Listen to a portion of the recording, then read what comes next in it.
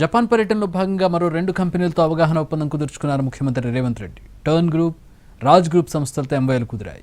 యువతకు ఉపాధి కల్పించడంలో భాగంగా తెలంగాణకు చెందిన టామ్కామ్ ఈ 2 జపనీస్ సంస్థలతో అగ్రిమెంట్ చేసుకుంది. దీంతో రాబోయే 2 ఏళ్లలో 500 మంది ప్రొఫెషనల్స్ను కంపెనీలు రిక్రూట్ చేసుకుంటాయి. నైపుణ్యం కలిగిన రాష్ట్ర యువతకు విదేశాల్లో ఉద్యోగాలు కల్పించేలా టామ్కామ్ను ఏర్పాటు చేసింది ప్రభుత్వం.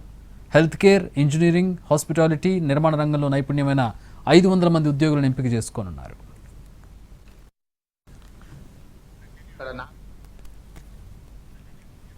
మూసి ప్రక్షాళన చేయాల్సిన అవసరం ఉందన్నారు సీఎం రేవంత్ రెడ్డి. బీజేపీ గుజరాత్లో సబర్మతి కట్టుకుందన్నారు.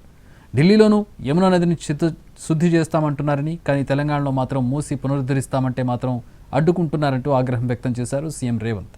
చెరువులను కాపాడుకోవాల్సిన బాధ్యత అందరి మీద ఉందన్నారు.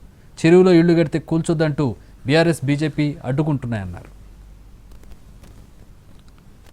నరేంద్ర మోడీ గారు గుజరాత్లో సబర్మతి రివర్ ఫ్రంట్ కట్టుకున్నాడు.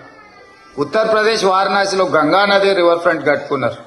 ఈరోజు ఢిల్లీలో యమునా నదిని కడతామంటున్నారు. కానీ తెలంగాణలో మూసీ రివర్ని అభివృద్ధి చేసుకుంటామంటే మాత్రం బీజేపీ, బీఆర్ఎస్ వాళ్ళు అడ్డం పడుతున్నారు. నీళ్ళు అనేది సంస్కృతికి, నీళ్ళు అనేది అభివృద్ధికి. ఎక్కడైతే నీళ్లు ఉంటాయో అక్కడ సంస్కృతి, అక్కడ నాగరికత పెరిగింది. ఈరోజు మూసీ నదిని ప్రక్షాళన చేసుకోవాల్సిన అవసరం ఉన్నది.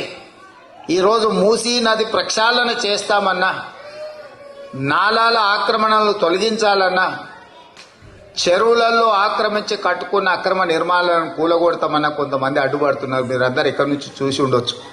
హైడ్రా కూలగొడుతుందని. చెరువు మధ్యలో నిర్మాణాలు చేస్తే కూలగొట్టకుండా ఉంటే రేపు ప్రకృతి మనల్ని క్షమిస్తుందా? ఈరోజు మీ టోక్యో నగరం పొల్యూషన్ ఫ్రీ సిటీ. మన దగ్గర పొల్యూషన్తో ఢిల్లీలో పార్లమెంట్లు, స్కూళ్ళు, గవర్నమెంట్ ఆఫీసులు అన్నీ మూసేసింది. అంత పెద్ద నగరాన్ని నిర్మించుకున్న తర్వాత కేవలం కాలుష్యం వల్ల ఢిల్లీ నగరమే స్తంభించే పరిస్థితి ఉంటే మనం గుణపాఠం నేర్చుకోవాల్సిన అవసరం లేదా? హైదరాబాద్ నగరాన్ని కూడా మనం అట్లనే కాలుష్యమైన నగరంగా మనం అట్లే వదిలేద్దామా? ఈరోజు మూసి ప్రక్షాళన అందుకోసమే నేను చెప్తున్నా. అందుకోసమే మెట్రో విస్తరించాలంటున్నా. అందుకోసమే రీజనల్ రింగ్ రోడ్డు నిర్మించాలంటున్నా. అందుకోసమే రేడియల్ రోడ్స్ నిర్మించాలంటున్నా. ఇవన్నీ కూడా తెలంగాణ పురోగతికి అత్యంత కీలకమైన అంశాలు.